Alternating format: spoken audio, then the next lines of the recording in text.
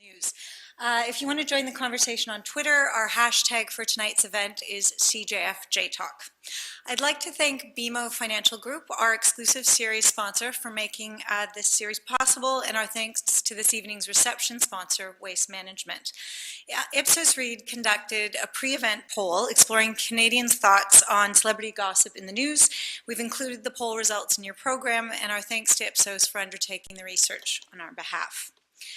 This past August, in the days surrounding Miley Cyrus's provocative performance at the MTV VMAs and the US's reaction to the escalating war in Syria, CNN.com, the worldwide leader in news, their slogan, ran as their top story a twerking recap. The Onion jumped on this with a satirical piece calling CNN out for traffic chasing. The parody was credited to real-life CNN contributing editor Meredith Artley, offering an explanation for why Cyrus's twerking trumped Syria for the top spot on CNN's online front page. Here's the justification. It's a good question, and the answer is pretty simple. It was an attempt to get you to click on CNN.com so we could drive up our web traffic, which would in turn allow us to increase our advertising revenue. There was nothing, and I mean nothing, about that story that related to the important news of the day, the chronicling of significant human events, or the idea that journalism itself can be a force for positive change in the world. Clearly, this is classic Onion-style satire and an oversimplification of the issues, but is it really that far off? Is celebrity gossip shielding us from real news, and is the media to blame for a grab for eyeballs and advertisers? The Globe and Mail's Simon Haupt is here to explore some of these issues with our panel. Simon is the Globe's senior media writer, charged with covering the industry's transformation. He began his career with the Globe in 1999 as the paper's New York arts correspondent. After 10 years on the beat, including 6 as a columnist, he returned to the Globe's Toronto newsroom to join Report on Business as its advertising and marketing reporter. Prior to the Globe, Simon worked on CBC TV's new media current affairs show Undercurrents, and he's the author of Museum of the Missing, A History of Art Theft. During his time as an entertainment reporter in the glorious pre-Kardashian era, Simon interviewed some of Hollywood's top celebrity subjects, including Colin Firth, Daniel Day-Lewis, George Clooney, Drew Barrymore, and Meryl Streep, just to name a few. Please join me in welcoming Simon Haupt, along with our panel, Jonathan Kay, Alison Eastwood, Malina Arp, and Ben Mulrooney. Thank you for being here.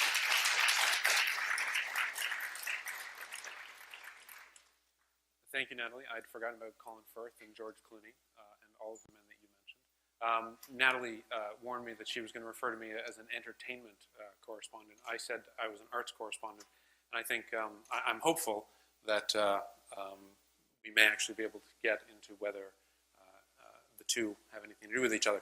But for the time being, I'm going to introduce the panel. To my extreme right, Jonathan Kay is a comment pages editor for the Toronto-based Canadian daily newspaper National Post. He's a columnist for the Post op-ed page, a blogger for the Post website, book author, editor, and a public speaker. He's also a regular contributor to Commentary magazine, and I'm told to the New York Post, presumably not page 6. To his left, she will pronounce her own name, Malina Arp, has worked for Torstar, Toronto Star parent company, in various capacities for some 20 years. She writes about pop culture and celebrity follies in the Stargazer pages for the Toronto Star and online at the Stargazer blog on thestar.com. You can follow her on Twitter at Stargazing blog, and if you want to accuse her of anything, that's the Twitter handle to reach her at tonight. Jonathan Kay, I should say, his Twitter handle is JONKAY. To my right, Alison Eastwood, the editor-in-chief of Hello Canada, the weekly celebrity publication. I like to call it Hello Royalty. Alison has been with the award-winning magazine since its launch in 2006, and she's played an integral role in establishing the magazine as the, I'm told, the #1 English-Canadian magazine on newsstands, at least, I presume, from newsstand sales. Yes. Originally a native of England, she's the winner of several journalism awards. She's the only person who put that in her bio. And she's also... I did not put... Oh. Somebody else did that. Well, have a chat with your assistant. With my people. Well, there you go. So some of us don't have people. Some of us do. Some of us don't have any It was awards. not, it was Wendy. But Allison is also apparently the only one who wanted us to note that she has a degree. She has a BA. Okay, this is what I get for not doing my own bio. BA in English Literature from York University, the good one in England. And to her right, Ben Mulroney, I'm sorry, and Twitter handle Allison Eastwood, 1L. And to You'll never her, be able to pronounce it. Don't even try. Allison. And to her right, Ben Mulroney, the anchor of CTV's E-Talk, a show which I'm happy to say I've watched incessantly over the last 2 weeks. And it has kept me up to date on everything from Miley to the Biebs, although my kids really want me to stop saying the Biebs. And fascinatingly, keeping me up to date on haircuts of famous people. If you missed, I believe it was last night, Keith Urban's new do. He's followed Jennifer Lawrence and Jennifer Hudson. He added the role of contributor to his resume for the weekend edition of ABC's Good Morning America. Is that still going? No, it is no longer. You should take that out of your bio. Yeah, no problem. Well, I'm still hoping it comes Okay, back. fair enough. Okay, so he was also the host of Canadian Idol. He's hoping that comes back. And reported on I'm hoping that comes back, actually. But you could host it then. On entertainment news from the Vancouver 2010 Olympic Winter Games for CTV, you can tweet him at Ben Mulroney. And I have to tell you, thank you very much for inviting me to moderate, Natalie. I knew I was the right person to do this on October 3rd when I was working, and across my Twitter feed there was a stream of tweets about shooting that had erupted in Washington, D.C. You may recall the story, a woman who we believe probably was suffering from postpartum depression kind of rammed her car all around the Capitol, and she was eventually taken out. Well, I saw this when the tweets erupted. I immediately went over to the Washington Post, which was running the reporting, and at the side of the page there was something about Woody Allen possibly having abused his daughter Dylan, and then I completely forgot about the shooting.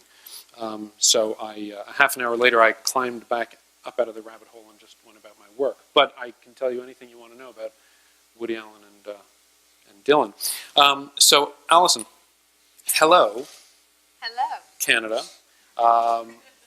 Claims that it has, quote, unparalleled access to celebrities' homes and lives, and it publishes spectacular photographs as well as exciting lifestyle sections featuring fashion, decor, food, and travel. I like that you preface everything with claims that. I'm just a reporter. I'm just saying, I have not triple sourced this. So can you give us a sense, can you walk us through your editorial approach, how you put together an issue, or perhaps how you put together one of the many royal covers that I've seen this month? Okay, so everybody else can go home because it might take a while. Well, I mean, it's a magazine, Yeah. and we would put it together in the traditional way that you would put together, any magazine. We map out the stories. We decide what the stories are. We like to think of it as a news magazine.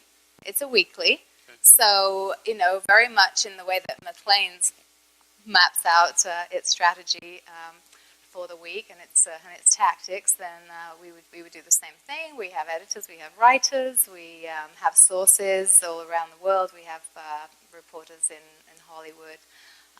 We have royal correspondents in London, and it's news driven for the most part. And we have features at the back of the book that are less time sensitive and more lifestyle driven that we do in advance. But I think what people don't realize is that we are always turning on a dime, and we're often more like a daily. We have like 3 of our days out of every 5 we're on press, or at least 2 of those days, 3 if it's a bigger issue, and we can rip out like 1/3 of the magazine if something breaks, and completely replace what we've done within the space of a few hours.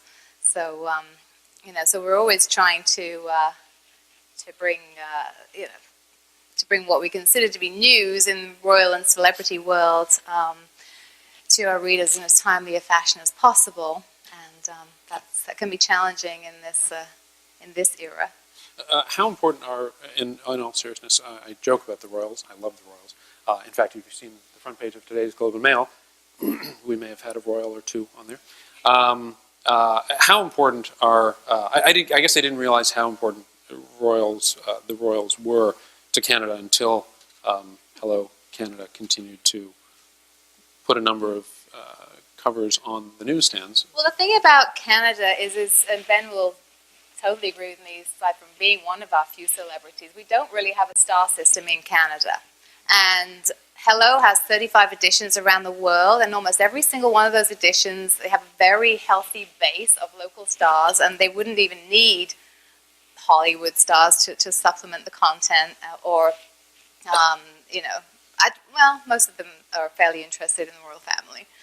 That seems to be a constant across the world. But we're in a very unusual situation in Canada in that we don't really have that sort of core base of stars that have that national appeal. I mean, can I jump in for a second? I think one of the reasons that that's the case, or has been the case, I think it's less the case today, is, and I'll use the example of, you differentiating between entertainment and arts. I don't do entertainment, I do arts. In Canada, for some reason, entertainment has been, we cast aspersions on entertainment. It's fluff, whereas the arts, that elevates us, it does something to the human spirit. It speaks to the human condition, and blah, blah, blah. When we started doing E-Talk, it was, as a quick little primer, Canadian networks used to do weekly entertainment shows simply as a way of keeping one foot in the world of entertainment, to keep connections to Hollywood and make sure that they could always communicate with the people they were buying the shows from or buying the movies from.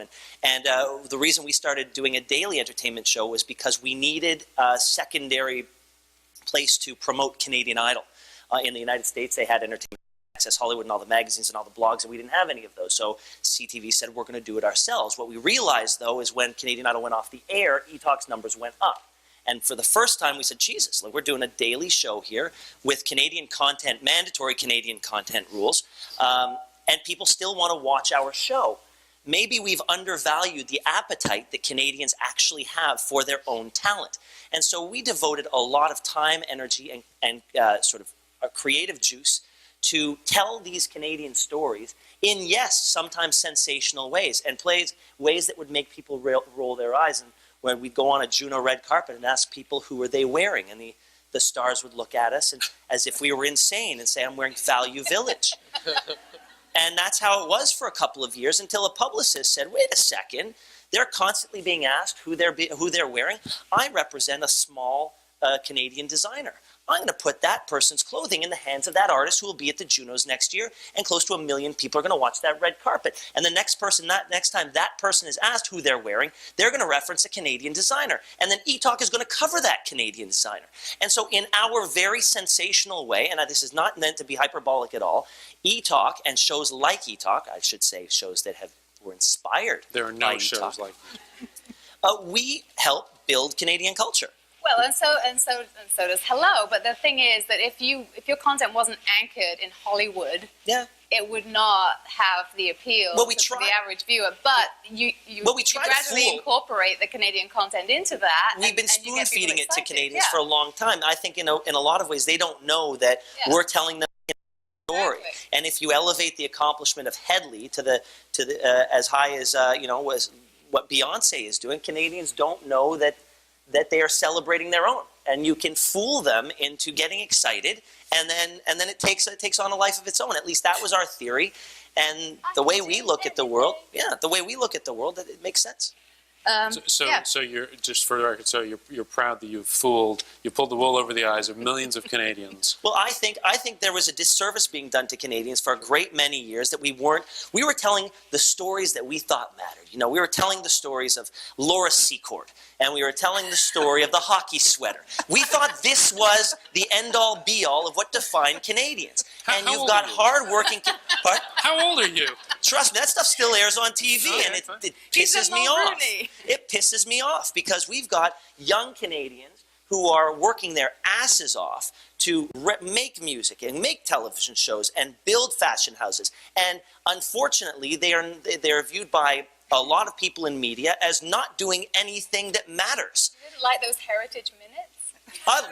I like making fun of them, but no, I think we stop short of realizing what we are as Canadians if we don't acknowledge that pop culture is part of culture.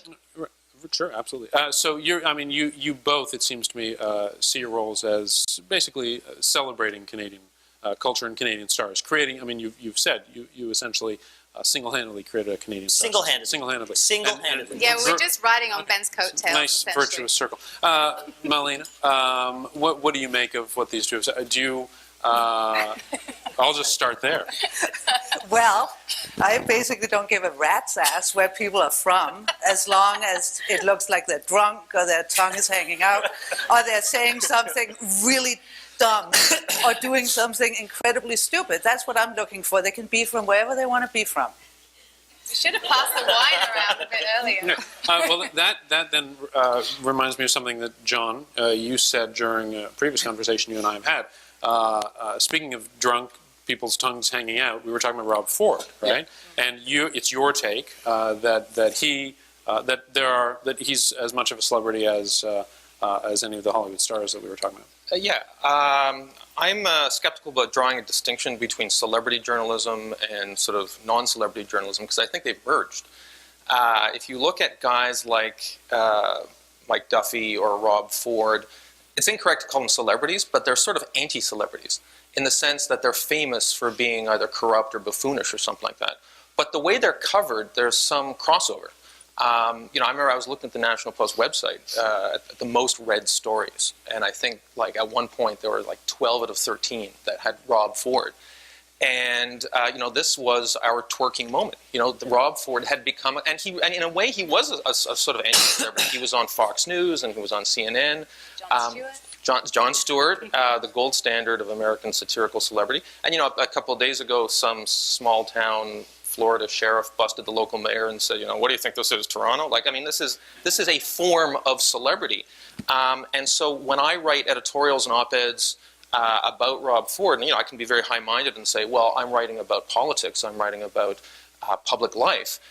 I am, but I'm also in a way covering what is a sort of species of celebrity culture. It's just not the beautiful people, it's the sort of people who are on the other side of the aesthetic spectrum. Yeah. Well, my pet peeve is when people denigrate coverage of celebrities' personal lives or deride celebrity and journalism in general for that reason. You pry into people's personal lives, that's all you're interested in. You get publicists saying, don't ask about their personal lives, they must only talk about the movie. And, if you look at any area of journalism, everybody's looking for the human interest story, no matter whether it's entertainment, whether it's politics, whether it's sports, whether it's business. You always want that nugget. Can I jump in briefly? I agree. And even that includes the world of politics. People ask, why didn't the robocall scandal take off? The reason the robocall scandal didn't take off in Canada is because there's no protagonist.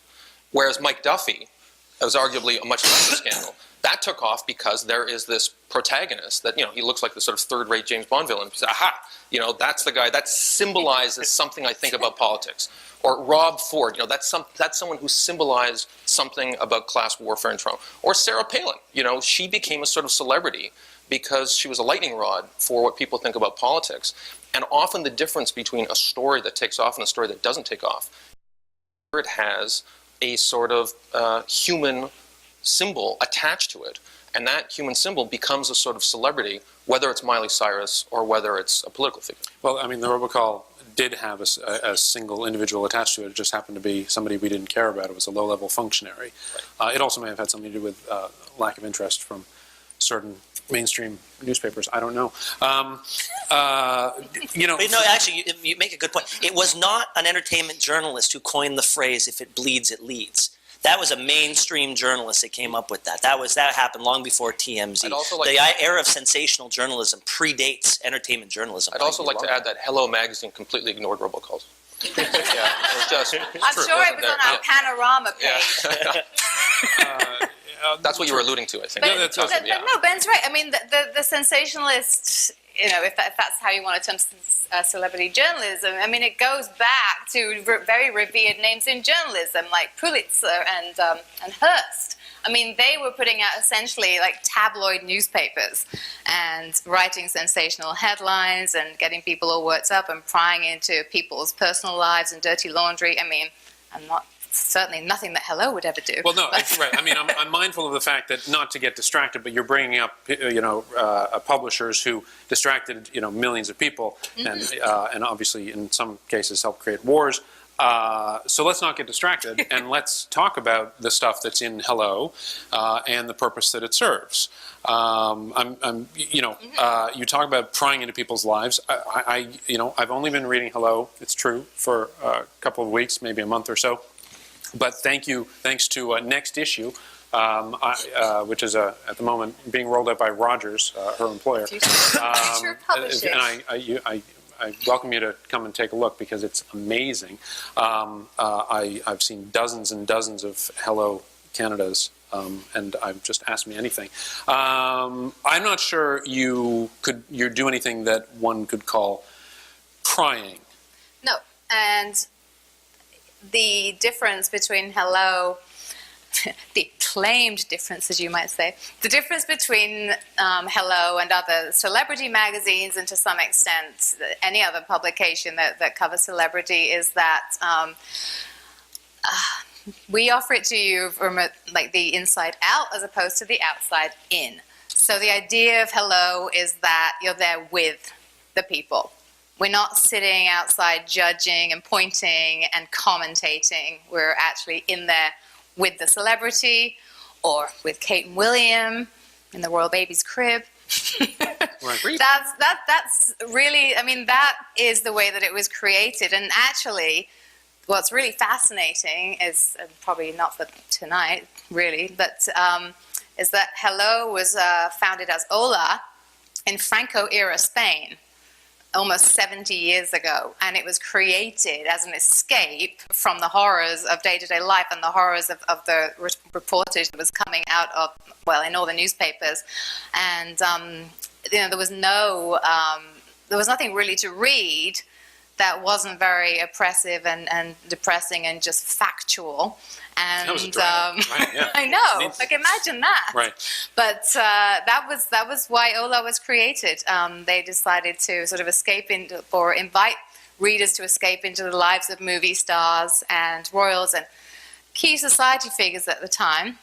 And that's how it started. And then the UK edition started up 44 years after that. In the last 70 years, I imagine that the pressures of other media getting into that same game have probably affected, if not the editorial content, at least the way you think about what it is that you do. If an august newspaper like, say, the National Post, or the Globe and Mail, puts royalty regularly on the cover, or Maclean's magazine, and by the way, or this afternoon, I'm fascinated with the fact that that this panel is happening this evening, because not 7 hours ago, I believe the Globe launched a new feature called, I think we're calling it the Afternoon Six-Pack, which is like 6 celebrity or crazy, weird, interesting stories you may want to know about. Probably not having to do with robocalls. So, given that, and given the fact that, as we know, celebrities can very easily reach their 45 million Twitter followers with the touch of a few buttons, how has that affected what you and Ben do? Ben?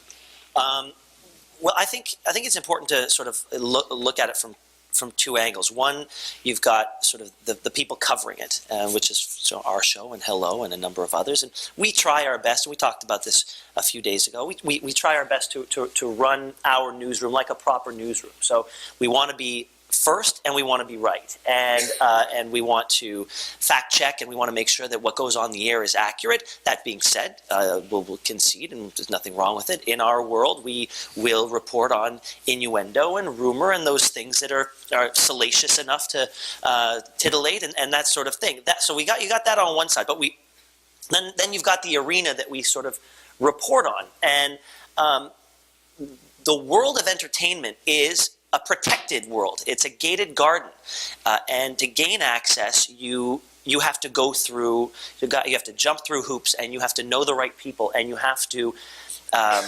cajole and trade and convince PR people that you are in it for the right reasons. And so, yes, when you say the right reasons, you mean doing something you don't want to scare good them for them, right? You don't want to scare them Right. off in a lot of ways. Now, yes, there are some celebrities that will just say, ask me anything you want. They are few and far between.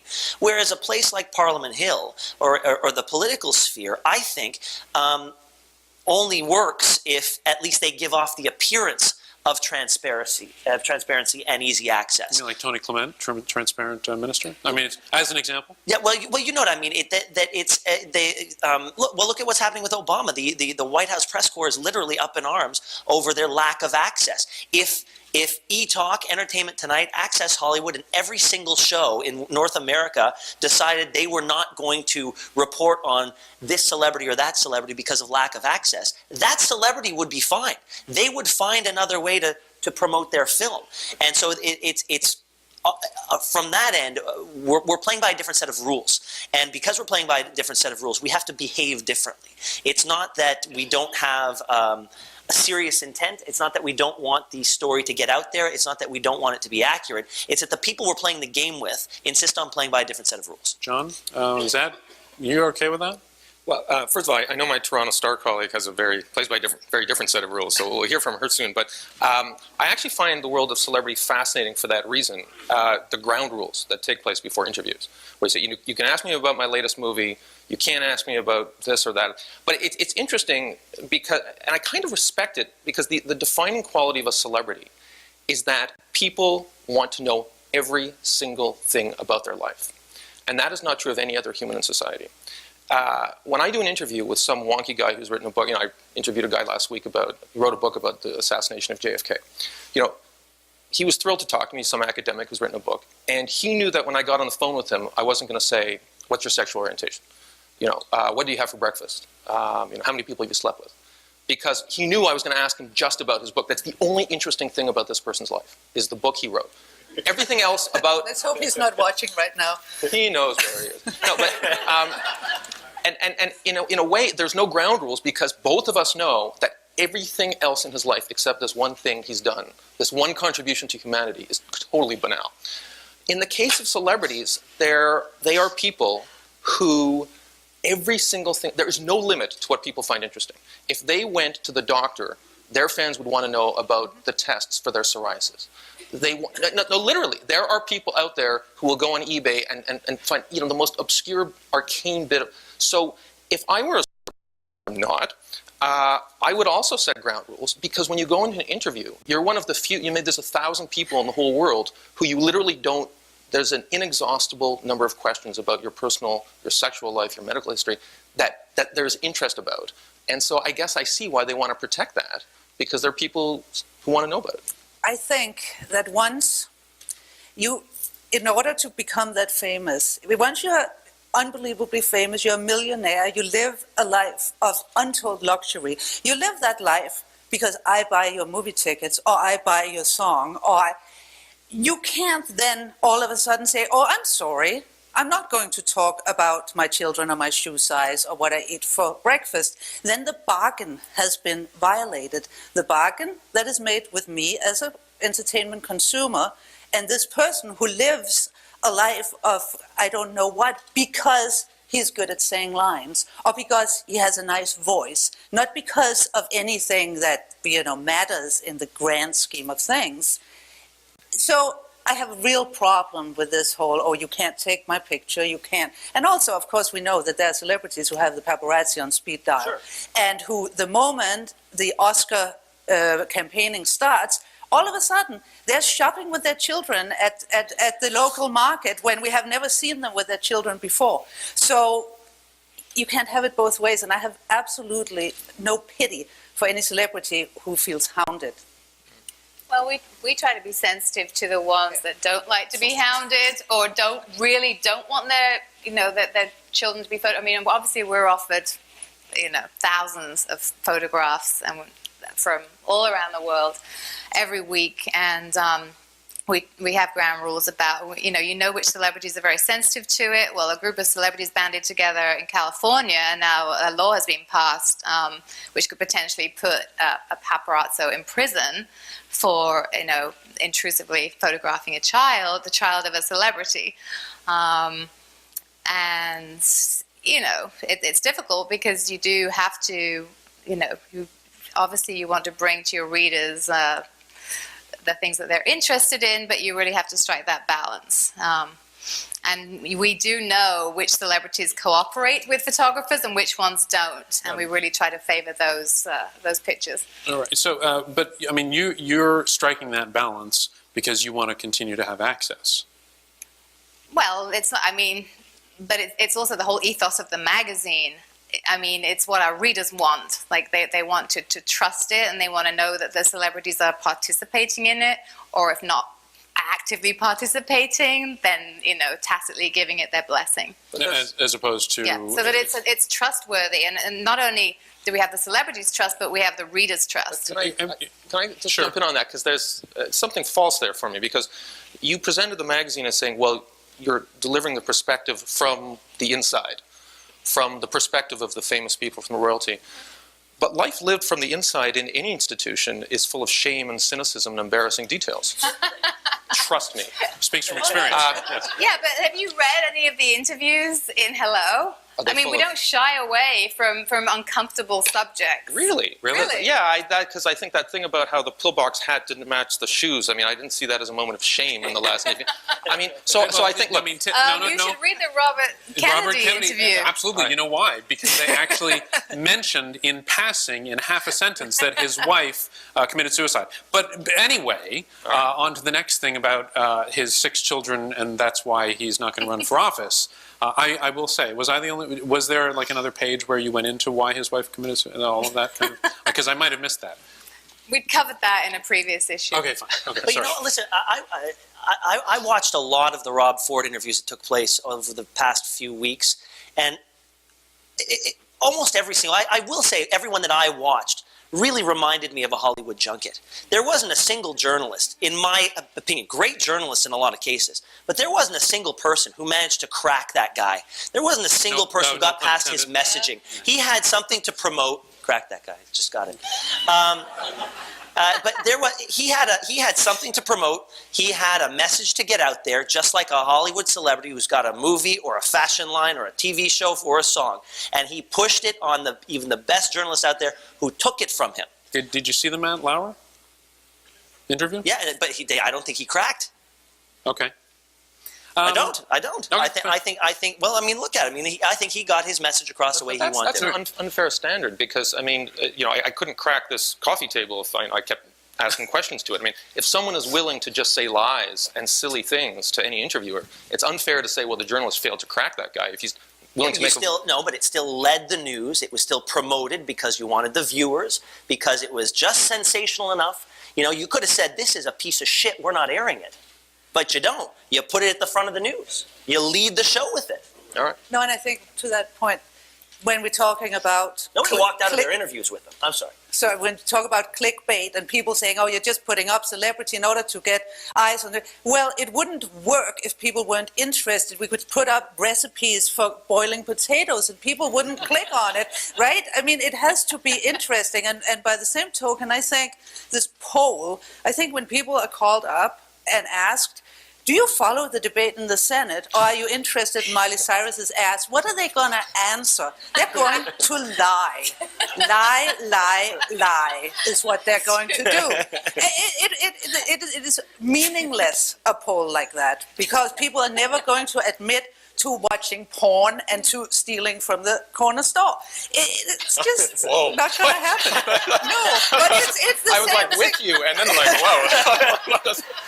No, but you Okay. That's the average Let's- stargazer. Yeah.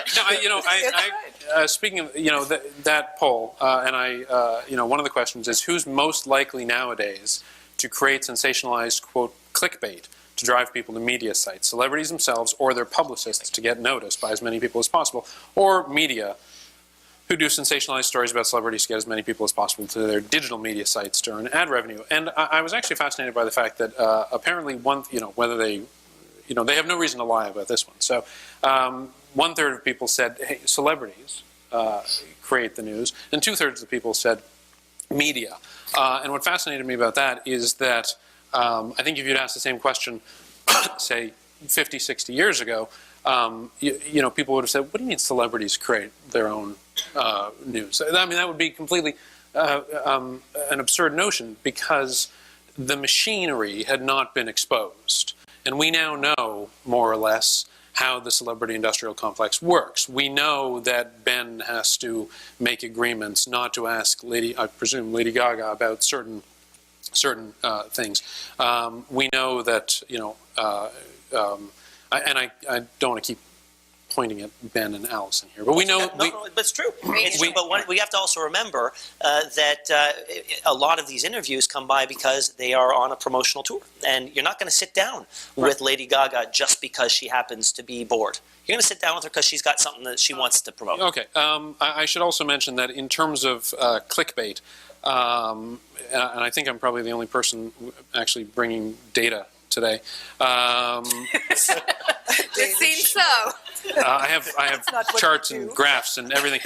But if you're curious to know, I brought it because I was asked to. But it is fascinating to look at the numbers on the Globe and Mail website because subscribers, that is to say, people who actually buy the newspaper often or subscribe in some way to our Globe Unlimited package, way overrepresent on the celebrity coverage. So they are, probably the most seen items on our site during the month of November were analyst upgrades and downgrades. That's financial analysts. But close second were the best pictures from the past 24 hours. And those are seen overwhelmingly by subscribers. So subscribers are there to get the serious stuff and to get, if you believe that celebrity coverage is not serious, the kind of lighter snack stuff. The great thing is it's the exact same people. Exact same people. both. That's right. And then they go over to Hello Canada and they say, "Where's the analyst coverage?" But so It's on the iPad. So it's great that we get, I guess, this up close and personal stuff with all the celebrities who are out on promotional tours. But I'm curious to know from any one of you whether you feel that in giving celebrities these platforms, we are perhaps, I'm sorry to say, doing some damage. And the reason I ask is because, Jenny McCarthy is now a regular presence on American TV. She is an anti-vaccine advocate. One could argue that she directly does real, meaningful harm. Well, in that case, blame Barbara Walters. She's a hard journalist. Just a second. And those who have covered Jenny McCarthy have enabled that. Similarly, Suzanne Summers, goes on about injecting hormones into her vagina, and tens of thousands of women going through menopause say, "Oh, I'll go do that," taking 60 pills a day and selling hormones. Tomorrow in Toronto and Vancouver and Montreal, Lance Armstrong. The Armstrong Lie is a film that's going to come out, and people are going to see how Lance Armstrong pulled the wool over the eyes of millions of people who believed his story because it was a great story, and then went out and bought, if you believe what the marketers say, because he's a hero, went out and bought Trek bikes and Nike, but that's just a commercial thing. Suzanne Summers, Jenny McCarthy, real damage. What do you guys think about that? I think there are icons who have done a lot more harm. Oh, okay, but okay, fine. Yes, Mussolini did real harm, but okay, lots of people. Hitler did real harm. Okay, I will give you that, Allison. No, but you could cast the exact same aspersions on sports journalists and the love that they had for the long ball during the steroid era. Yes. I remember a cover of Sports Illustrated with Jason Giambi on it. And this is the pinnacle of sports journalism, Sports Illustrated in the United States. And their cover story was the reason he was such a good hitter was he had better than 20/20 vision. That was the cover story. Where was the hardcore journalism there? I can't disagree with you. Yeah. And we'll cover that, I'm sure, in another CJF panel. But right now we're talking about celebrity journalism, so I'd actually like you to answer the question. But it's not the fault of whoever puts Jenny McCarthy on television and whoever listens to the blather of Suzanne Somers, that people are stupid and go out and buy whatever they're selling without looking into it too. I mean, if that is the tag you want to take, then we can basically report nothing about anybody, and everybody can sit at home in a little box and never get any input. Yeah, and people must take some responsibility for their own actions. Or we could not make the deal to sit down with people to get access But to where do you promote draw the their... line between who's a celebrity exactly. and who's not? And who's to decide? And who's influential and who's not? And how, why, yeah, what... Can I talk how about would we Jenny decide McCarthy that? for a little bit? Because the person I think who really made Jenny McCarthy was Oprah Winfrey. And Oprah Winfrey, I don't think, markets herself as sort of a news journalist, at least not in her show in the way that she made Jenny McCarthy a sort of a well-known advocate for these pseudoscientific remedies. And I think to a certain extent, you have to look at someone like Oprah. And when I talk to people about Oprah's appeal, it's more of an emotional cult. Because, Oprah speaks to her own experience. She had guests on her show. I don't know whether she still has her show on, but at the height, she had a lot of women who were overcoming adversity, and her viewers felt this intense bond with her that transcended anything that we could rationally call journalism. It was a sort of emotional support group that was transmitted across millions of television screens. And when she made the decision to bring Jenny McCarthy into that sort of quasi-spiritual medium, millions of people were deceived and bought into her anti-vaccine stuff. I don't think that's a journalism phenomenon. I think that's a larger phenomenon of people being disenchanted with mainstream medicine and that sort of thing. I don't know any really legitimate journalist who validated Jenny McCarthy, with the exception maybe of Larry King. And I mean, if you're going to watch Larry King, you kind of deserve what you get, right? Because it's just, everyone knew that he asked softball questions. And, that was his niche in journalism, that he would ask softball questions to people, and people were credulous about it. But we live in an era where it's very easy to debunk people like Larry King, because of social media, and Jon Stewart makes fun of him and stuff like that. So I think, unlike 20 or 30 years ago, we now have more tools to debunk the journalists who are asking softball questions to dubious guests as a way to get them on the show. I like his answer. Let's go with that. I think Oprah, Oprah in a way does more harm, even though she's not purporting to be a journalist. She is presenting it in a very sort of hard news format, and saying this, you need to listen to this, you need to do this, you need to read this. Oh no, whoops, you don't, because it's fiction. Well, she's sort of a prophet figure. No, she is. It's very creepy. She's a prophet figure telling you you must buy this. People, Oprah, yeah, there's a form of idolatry attached to Oprah that, and people need to latch on to that, especially in an increasingly secular society. And that's why, of course, why people turn to celebrities more and more. But I don't think that... I just don't think, as far as Hello's concerned, we consider ourselves first and foremost an entertainment medium and as sort of a form of escapism. You can sit and relax with it the way that you'd relax with a good book. We're not saying do what these people do. We're not preaching. We're not setting them up as some example of, to follow necessarily. You don't think there's no aspirational aspect? There's an aspirational aspect, but I think that's a little bit different from basically suggesting that you follow their moral example, and if there's something controversial, then we will raise it. Of course, Hello, they might give an answer and we'll move on, but. It's I don't think it's the same thing. I don't think people pick up a magazine like Hello and follow it to the letter. You know, it's an escape. Would you like them to? It's well, hey, if I could follow it to the letter and have that lifestyle, I absolutely would. I think Hello Magazine is basically Harry Potter for adults, because in the same way, I thought Harry Potter was Harry Potter for adults. not in my household, I assure. No, in the same way that you can't become a wizard, you have to be born a wizard. You can't become royalty. You can only be born unto royalty. Or marry it. Or marry it, yeah. Hard for us after we knock over that liquor store after the corner store. But yeah, I mean, I agree that it's escapism, because the royal world is a world that you can only usually be born into. And I do think it's escapism. I don't think you could compare it to the sort of Jenny McCarthy pseudoscience stuff. But I think where you build up celebrities, and that's sort of why I'm sorry, read your magazine, because that is not interesting to me. But I read The Inquirer, I read Star, I read Us Weekly religiously, always, and I find it fascinating, because what they do is tear people down. And they do it, but they do it. It's pure fantasy. They do it, yes. Well, but it's fascinating in that it's almost like these continued fairy tale narratives. It's sort of history. It's the woman who needs to be saved, whether it's from the terrible man or her own back fat. It's the children. It's the evil mother. It's the good mother. It's this continued fascinating narrative that I think serves sort of a sitting in the cave with no lights, telling stories purpose. While you've been saying that, I've been flipping through Hello Canada. Thanks.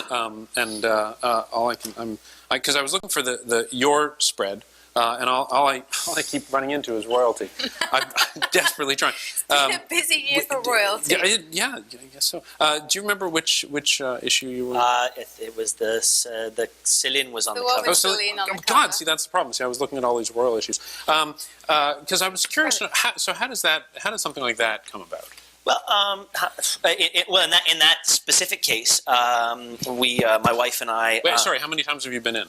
I've never been asked. Times. By the way, we were on the cover for our wedding. Really? Yeah, that was 5 years ago. Thank you. Actually, it was almost 5 years to the day. Mazel tov. Thank you. And we it sold very well, by the way. I think it might be time for an anniversary issue, Alison. Well, that was kind of. Yeah, it almost was. Yeah, and then I think we did one with our twins right after they were born. Sure. And then we did this one. The reason we did this one was actually we signed a partnership to work with Pampers. I saw that. Yeah. And so it was a sort of a promotional thing, but also to talk about parenthood and where we are. And I think my kids are cute. I want to show them off. No, and the boys love Ivy. Well, Isabel, yes. Her nickname is Ivy. Yes. Isabel. Because it was fascinating to me, because I got to the end, and it said something like, was it special thanks to Pampers, or special arrangement to Pampers, or with Pampers? We may have thanked them. So it's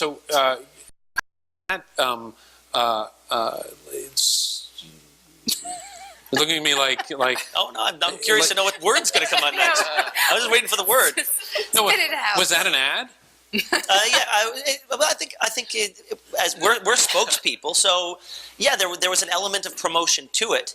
I don't think it would have gotten in if it were hit people over the head with Pampers 12-page spread. Right. So I think there was a little bit of a little bit of it in there. I think you saw some diapers here and there, and no, it was actually a mention wipes. Off the top. But beyond that, we didn't talk diapers. No. But that was sort of something that they tried to do. They thought, this is a family that people in Canada know. We're going to team up with we're going to team them up with a brand that Canadians trust, and we're going to see if there's any interest to hear their story as it relates to the product and the family and the magazine. See if those circles can somehow overlap in any way. It was a very virtuous circle. I was curious, but the only point at which I thought, I wonder if this is an ad or something, is because there was a picture, and I'll show you if you want to see, of you and your wife, and I thought you had Isabel,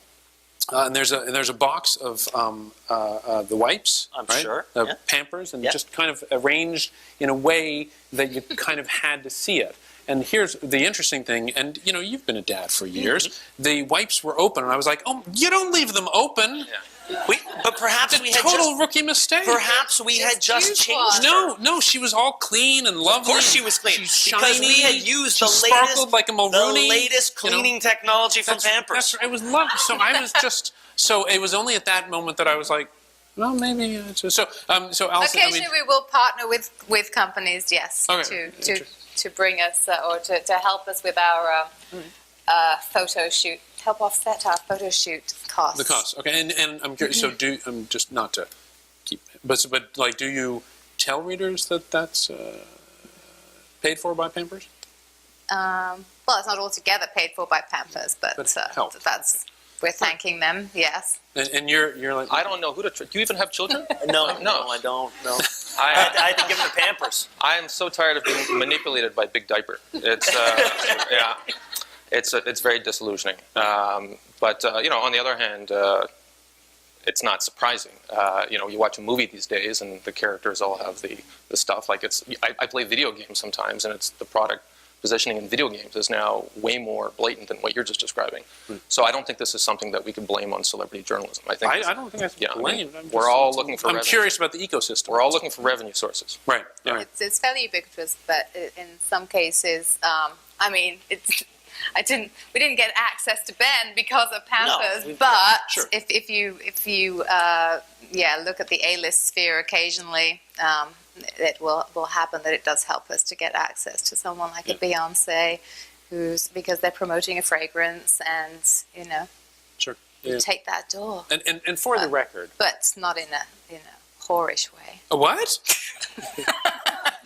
I hope we're not live streaming. For the record, there was no agreement made with any of these celebrities up here to not ask questions or to ask certain questions, so to limit in any way. So Except I did ask you to bring up Pampers. I'm very glad you did. Thank you. I was going to bring it up. I was going to. Thank you. Because here's because we're going to take questions in a couple of minutes, and you can ask anything of these celebrities. But I you don't think you are, but because I want to share with you something that. Well, there are two things. And that is that it is true that this kind of fascination for celebrities is not new, but it's actually much older than we think. I did a piece about a year ago or so, maybe it was 2 years ago, about research that was being done at Yale with capuchin monkeys, which suggested that the respect for the alpha. In this case, of the species is a kind of celebrity journalism. I mean, in terms of in the capuchin species, that may reach back tens of millions of years.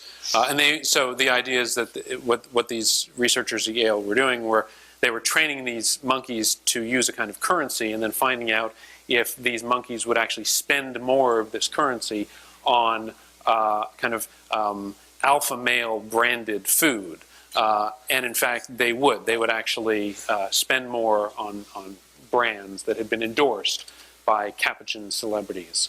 We were talking about that before when we chatted about the fact that our tendency to revere celebrities even goes back to the caveman days when those at the top of the food chain were the ones that were mimicked and looked up to. Because that way, it would help you survive better if you followed their example. It's an instinctive thing, apparently. Late last night, I actually got an email from somebody at the Hospital for Sick Kids notifying me that, and you guys, I don't know, did you get this announcement? Next Wednesday, and all the media here are invited, next Wednesday, December 4th, 10:30 to 11:45, Hillary Duff and Duracell will be at the Hospital for Sick Kids celebrating the launch of Duracell's Powering Holiday Smiles program in support of Children's Miracle Network and it's 14 member hospitals. Obviously, a very good cause, but I was told, there is an active discussion at the hospital, as there is in many nonprofit or not-for-profit organizations, about the efficacy and and value of using celebrities to bring attention to your cause. So in this case, I presume you're going to send a camera, and I don't. Well, my executive producer is here. Are we going to send a camera? To the Hillary Duff Duracell thing? Yeah, there we go. Yeah, absolutely. And you may actually see her handing out toys and batteries, and so that's how your meal is made. Just in case you want to know, when Hillary Duff shows up next Wednesday. Next Wednesday. In the montage, in the opening montage. Yes.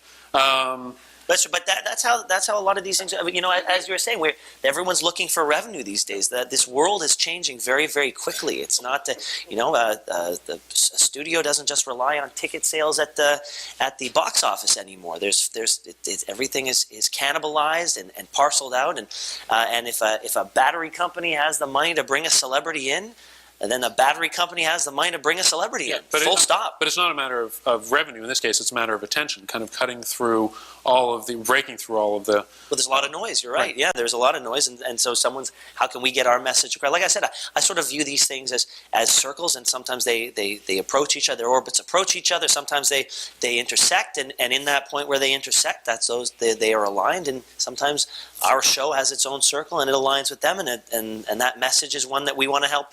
We want to help sell. Doesn't happen all the time. We get pitched a lot of ideas similar to a celebrity pitching batteries, and it just doesn't fit with what we want to do. It doesn't fit with the message, the editorial decision, and direction of the show. Sometimes it's just a feeling. Sometimes it's people we don't like working with.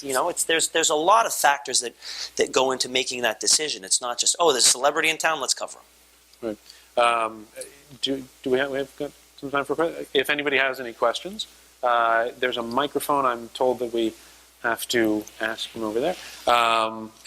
Should we pass the microphone around? I don't think they like to do that. I think they'd like to. Yeah, you can't help yourself. He's just very democratic. He wants everyone. I guess if you could identify yourself, tell the panel to ask a friendly question, and then go ahead. Sure. Hi, I'm Helen Branswell. I'm with Canadian Press. I wanted to find out, does Hello Magazine pay people for the right to feature them in the magazine? No. What about eTalk We don't Daily? pay for interviews. eTalk? No. We don't have the money for that. So you don't pay people, but you do... Hello buys photographs. Right. And pays photographers, and sometimes that money gets diverted to a charity or wherever they want. But you But we do don't- accept the kind of deal like the embedded ad with Pampers. Do you run anything across the top of the story like, this is a special feature, for instance, like It's at the bottom of it. Was at the bottom of it. Well, it's not really a special feature. It's not an advertorial. So It no, wasn't? we would thank Pampers for participating. Okay, thanks. Yeah, the special feature is what you see in the Globe and Mail. There are I believe advertorials it's a in Hello. special but- information feature. Is that what we call it? If anybody wants to. Yeah. Hi, Maureen Shaughnessy Kitson. I'm on the board of the Canadian Journalism Foundation. I'm fascinated that nobody has brought up, in the context of celebrity journalism and gossip, the great work that has been done for decades in the province of Quebec. Quebecers live and breathe that whole and we're talking about it in this country as if it's new, and it is not new. No, it has been very, very successful. It's not new. It just doesn't translate. It doesn't. We've tried to model things. I think the CBC a few years ago tried to take successful French Canadian shows from Radio Canada and translate them into English with absolutely no success. It's a completely insulated market where sometimes they don't get even translations of American shows until 5 years after that show has been on the air. I think they're only now discovering Ally McBeal and Seinfeld. I'm joking, but those two did come to Quebec very late. And so when you live in a market where things don't translate and they don't come immediately, and my theory is also that the internet is English, and therefore so much of traditional media is still very strong. Radio, television, and magazines and newspapers are still very, very strong ways of getting your message across versus the internet. I think you've got it's this magical oasis for a star system in a small place to exist and thrive. Yeah, my comment basically was that they do it very well, Yes, and they they've do. been doing it very well Yeah. for decades. Oh, absolutely. Thank you. Just before we take the next question, show of hands, and I kind of feel you should all close your eyes and do the show of hands, but show of hands, hands up, those of you who do not read any celebrity journalism or coverage at all on an average day. Total liars. Keep them up. So like maybe 15. All right, okay. So about 15%, maybe. You're much better than we are. Yes. Hi, I'm Madeline White. I'm with the Globe and Mail. I find that one of the tacks people really take when they harp on celebrity journalism is that it's not within the public interest, this kind of holier pillar of journalism that we always try to hook on to justify stories. So I was wondering to hear your thoughts on how celebrities kind of factor into the public interest, especially celebrities like Kim Kardashian, who are celebrities for being a celebrity and don't have anything to kind of promote. Well, Yeah, that's yours. Yeah. Molly. I have two points to make. One is because I come at it from a different angle, and I've tried to go for the joke. I think there's something worthwhile in making people laugh. So there's that. But I also think that all this talk about what is good for you and what you should be doing, I don't think that people who read a lot of celebrity stuff and not much else, if all of a sudden it was taken away, we're going to read long think pieces on Senate reform. It's not going to happen. Can I? I know, as somebody who writes long pieces on Senate reform, would you like to respond to that? Yeah. If we could just abolish this thing, okay. I think it's interesting because 20 years ago, I think it was a very relevant discussion to say, what articles are editors picking for, are they picking celebrity articles or are they picking Senate reform articles? To a certain extent, this conversation is a little bit beside the point in 2013 because so many people get their news from things like Google News, like aggregators like Google News, or micro aggregators like the top 10 most read articles list on the National Post website or on the Globe site. So essentially, a lot of people are getting their news from lists that are compiled based on what other people found interesting. And if 80% of the people coming to a given news site to get news are looking for celebrity news, forget the editors. They're the ones who are deciding what they want to read. It's very democratic. And it has a compounding effect because when they go and get that news, it then promotes the article on the most read site, on its Facebook, it's Twittered, it's digged, monosyllables that I don't even know about yet, all these sites that aggregate stuff. Those sites in turn promote the article and then people read it. So to a certain extent, editors have been taken out of the equation about what is in, your term was the public interest. I think the public interest is now defined by the public. That wasn't true 20 years ago, probably wasn't even true 10 years ago. But now, Google News is like the #1 news source for most people. And Google News, the content on it is based on what people have clicked on other news sites and what people have been looking for on Google. So editors have been emasculated. It's basically we are feeding a consumer demand. Unless you're at an extremely high-minded publication, like if you work at NPR, Globe and Mail. PBS, Globe, certain sections of the Globe, it's there you can get away with that stuff. But if you're just running a broad news source where you just have to, a woman here, I work with Huffington Post, Huffington Post, you go there, it's basically what do people want to read.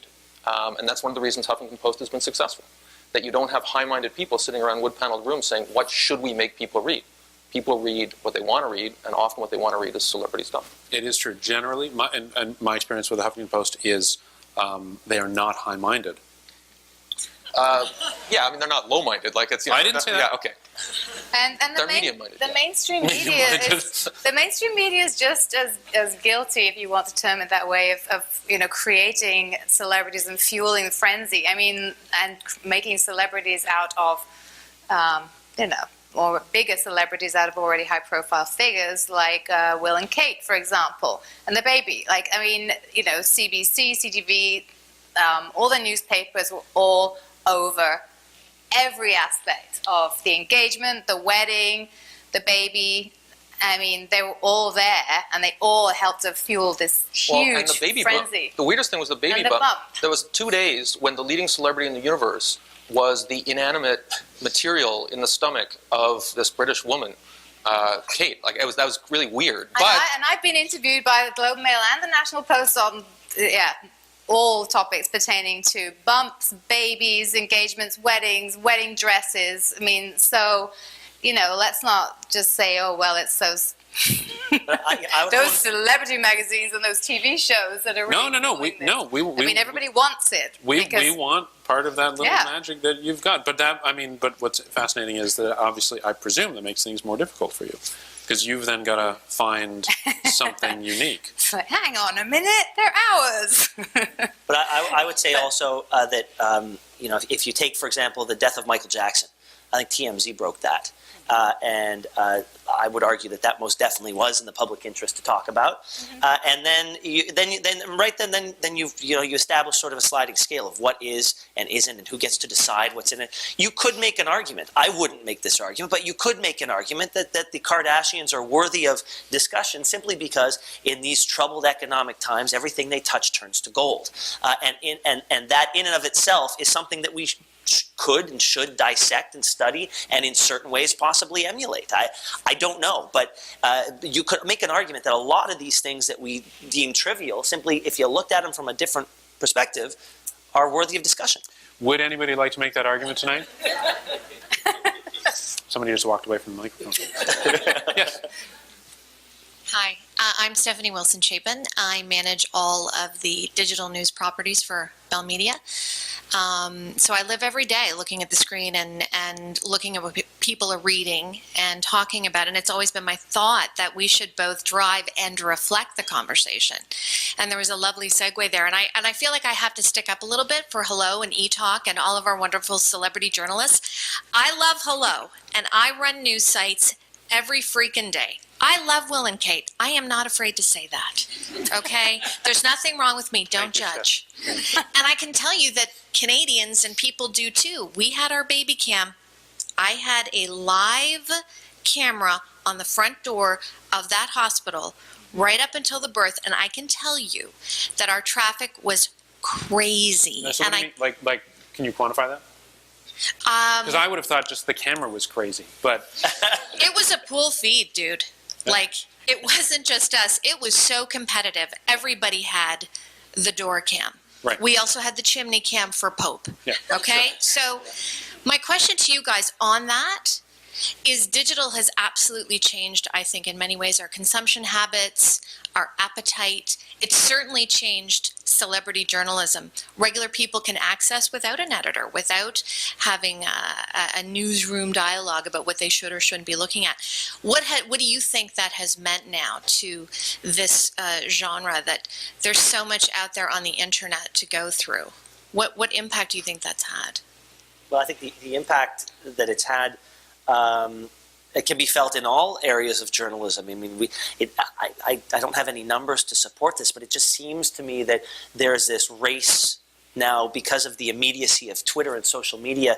There's a race to be first, and if that means that we occasionally make a mistake, well, we'll live with it. We'll apologize for it later. And that seems to be happening just as much in traditional media as it is in entertainment and sports and other things. Whoops, well, we screwed that up. We didn't mean to say that guy won the election. It's actually the other guy who won the election. Sorry about it. We'll try to fix it at our next editorial meeting on how we can set up a better system. I mean, I think it's a new world that a lot of people are still learning to navigate, and it's causing some I don't want to judge because I can understand it, but it seems like there are a lot more trip ups just in the past few months than there had been prior. But that's just sort of the opinion of how I see it. I think I don't know. I remember in 1991 when CNN claimed that Scuds were coming over to Israel, so that there were trip ups all the way back. But one of the fascinating things that I've found as my brain has been melted watching eTalk over the last couple of weeks is, you guys. You loved every minute of it, Simon. I did. I'm still actually. Right? I'm having flashbacks right now. But That's when you know it's working. But it's actually fascinating to see how you guys will quite happily take, stuff from Instagram, stuff from Twitter, wherever, and as a primary source, and fold that into, frankly, your first act in the first. And we're still trying to No, but what's interesting is that stuff anybody can get. Yeah. There's a recognition that anybody can get, but if you want to talk about the survival of legacy media, you guys have found a way to brand it with you and with TK and with your team. And But people Oh, still want curating and presenting right.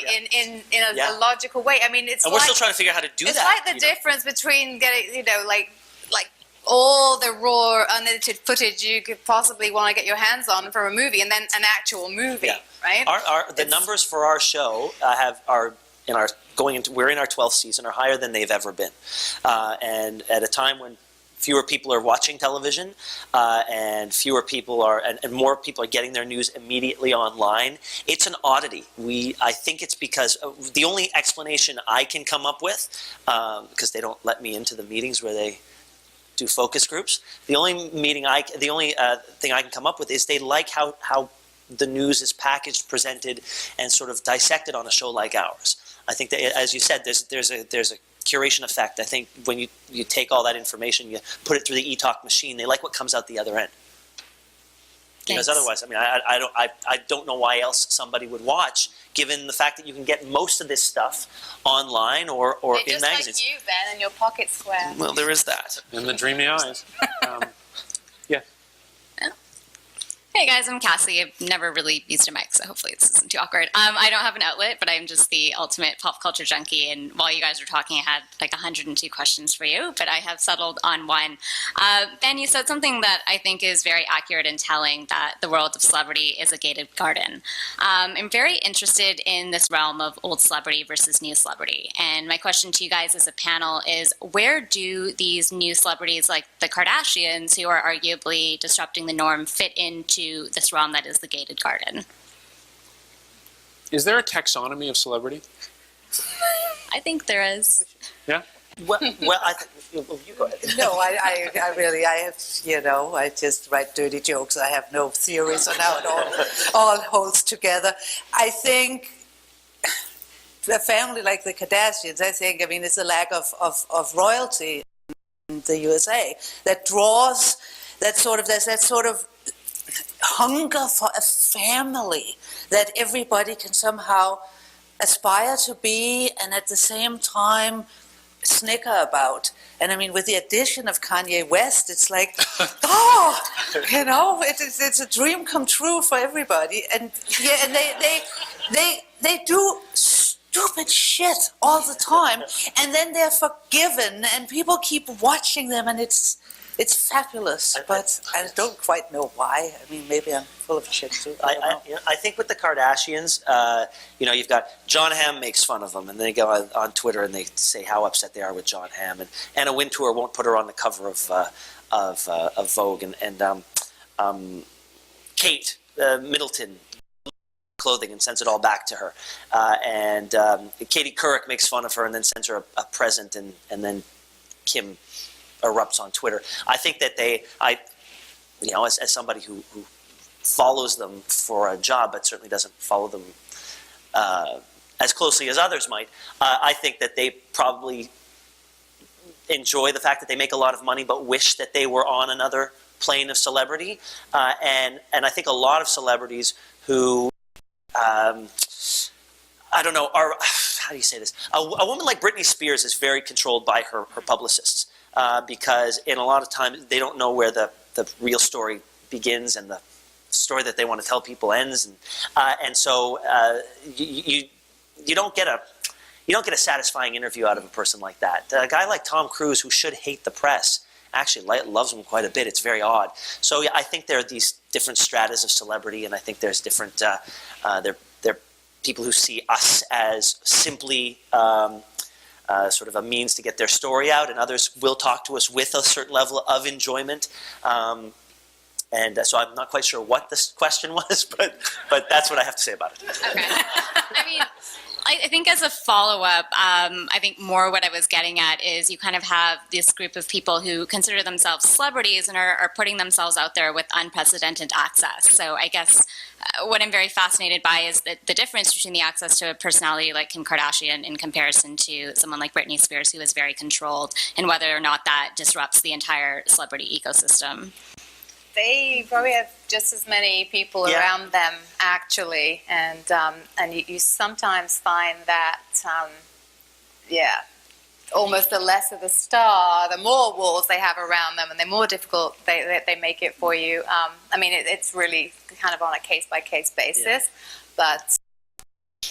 And as you know, the amount of people that they follow, the amount of openness that they have on social media, I don't know that necessarily translates into celebrity, because look at a girl like Tila Tequila years ago, who was the number one. She had the most friends on MySpace, if I'm not mistaken. Is that? Wow.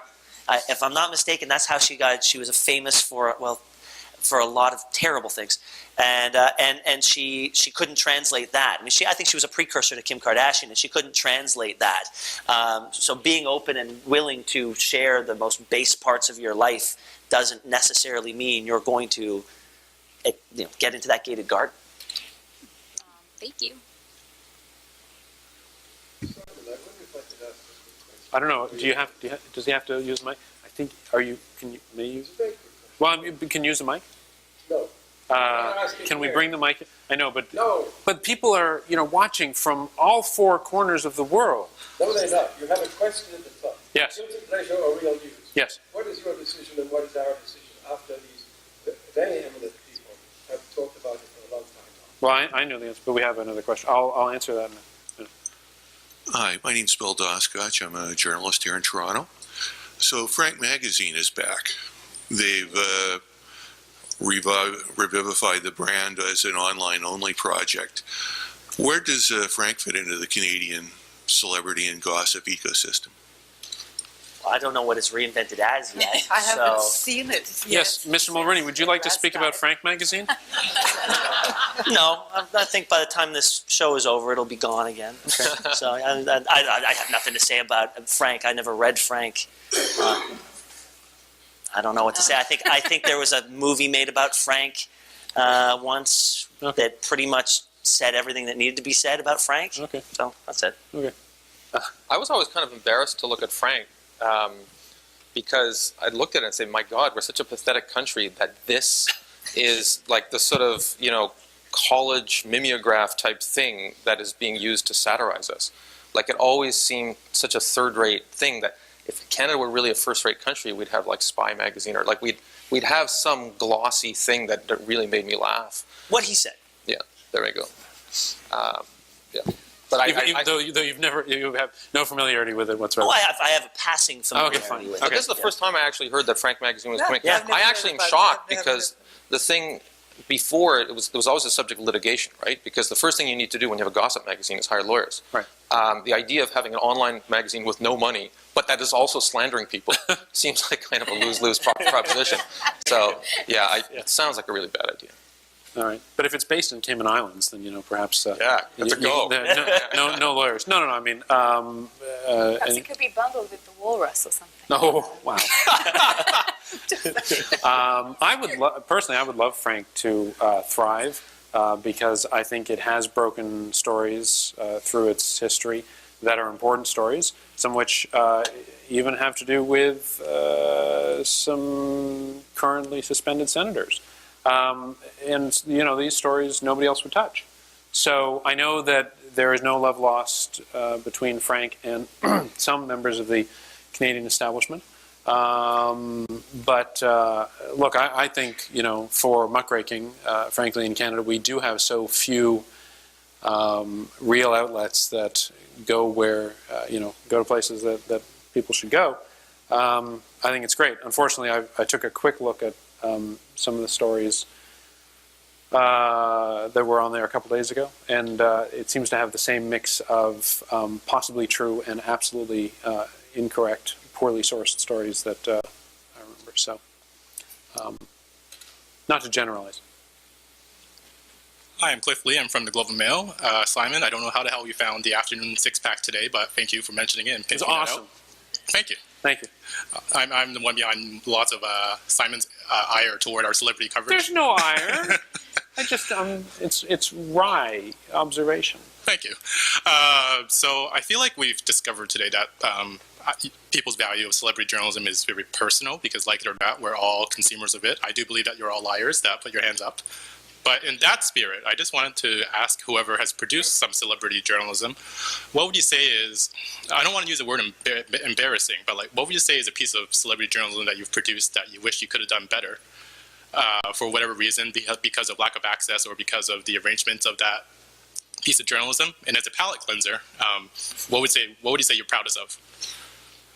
But the bad one first.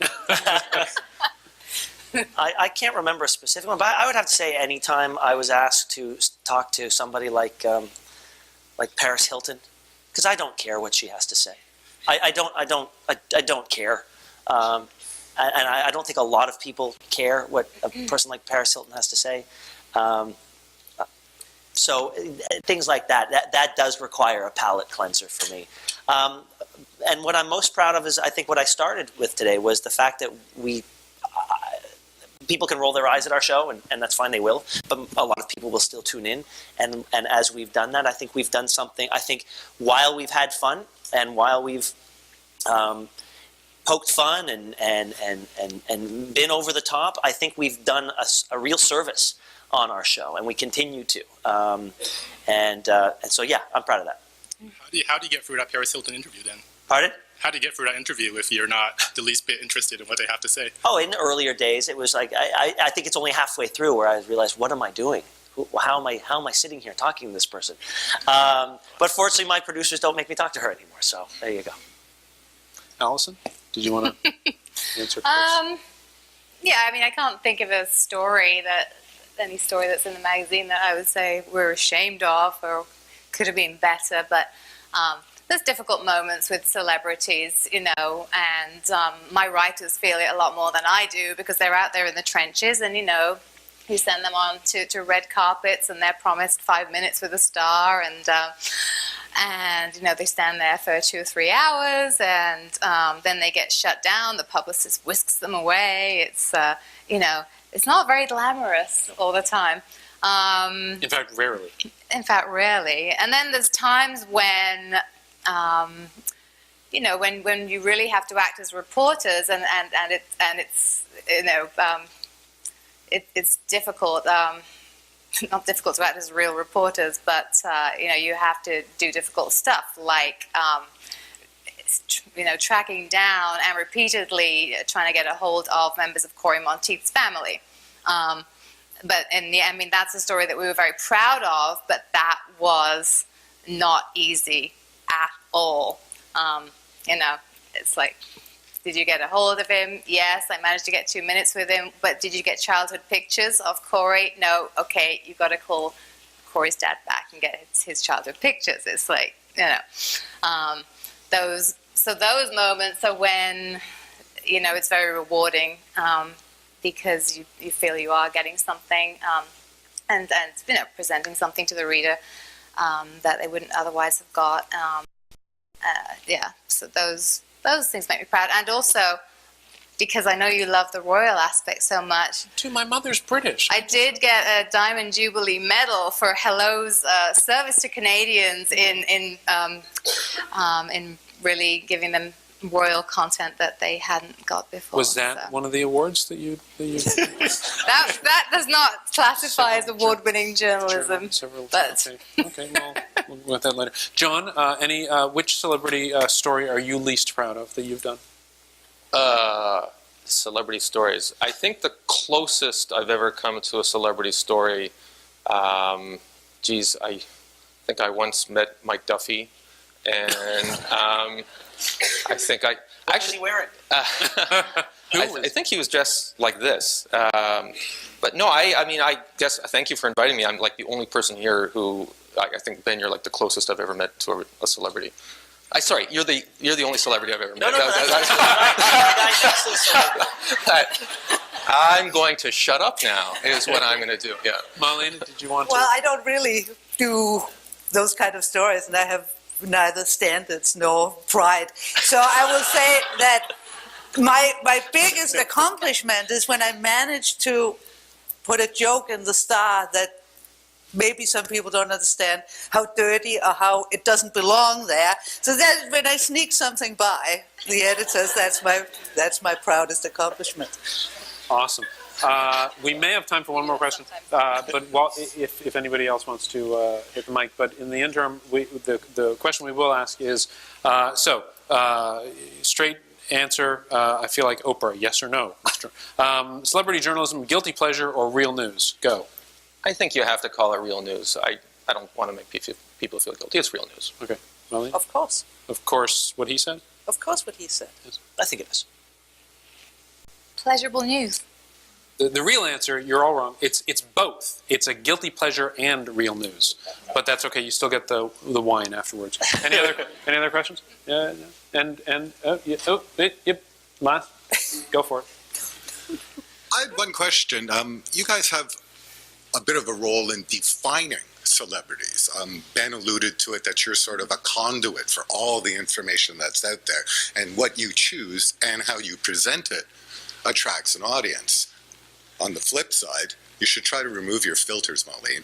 You tear down the celebrities, and I think we need both, what you're saying, a yin and yang, but how do you decide who is worthy of the ink, the press, the TV time?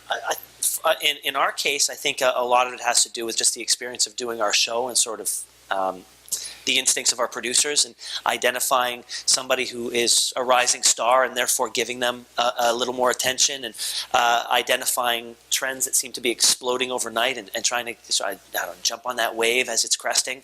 I don't know. I think, look, E-Talk was the first show in the world to give a national interview to a little boy named Justin Bieber, because his Scooter Braun, the guy who discovered him. You may know him as Biebs. The Biebs, right? You know him as the Biebs. It's all our fault. Keeps taking off his shirt. He does, and his pants are so low. But his business manager went to school with my brother, and he sent me some YouTube links and said, "Hey, my best friend just signed this little kid from the middle of nowhere. Please take a look, and we'd love it if your show would do an interview with him." And I looked at them. I said, he's very talented. But I didn't think much beyond that. It was validated by a number of our producers, because I sent it to them and said, "What do you guys think of this?" And we went to his hometown, and we sat down with him and did the first national interview with him. And so, you get them right sometimes. You can identify them very, very early, and other times not so much. You do a Tila Tequila story. I think actually the job of identifying celebrities to a certain extent has been democratized and crowdsourced. And the best example I could think is the Korean singer Psy. He's the guy that the Gangnam Style video. Who? Well, there may be people in this room. Yeah. Okay. And what made him a celebrity was he was the first guy to get 1 billion hits on YouTube. And this is the first time in history that you can actually quantify. There are people I've never heard of who have 300 million hits on YouTube. And those people are celebrities, regardless of what anyone in this room thinks they're celebrities. And so people like Ben, to a certain extent, I guess, have to follow that wave as opposed to leading that wave. And again, this new age of journalism where, to a certain extent, we're following what the crowd does as opposed to leading it. And I'm not sure that's an unhealthy thing. I think it is actually a good thing that people now have a voice. Not just in terms of news, but in who they want to follow. Sometimes they make bad choices, like Paris Hilton. Sometimes they make good choices, like Psy. But it's become a lot more democratized, certainly. Great. Marlena, Ben, and Allison. And now you may pepper them with your questions afterwards.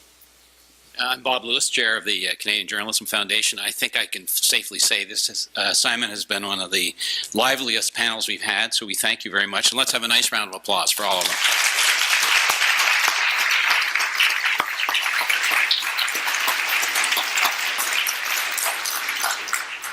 We're going to try and live up to the liveliness and reputation in January. January 23rd is our next panel. We're going to do something on how to make print pay. We're going to explore paywalls, sponsored content, and other strategies aimed at reinventing the business model. We have an A-team of lineup of speakers: Globe and Mail publisher Philip Crawley, Toronto Star publisher John Cruikshank, Post Media Senior Vice President, Eastern Region Jerry Knott, La Presse Plus editorial page editor Andre Pratt, and from Boston, the founder and director of the Neiman Journalism Lab at Harvard, Josh Benton. And before I invite you to join us for some refreshments, I'd like to add to the thanks that Natalie expressed earlier to say thank you to CNW for their generosity in promoting all of our events. So please join us for continuing the conversation, and thank you again to the panel.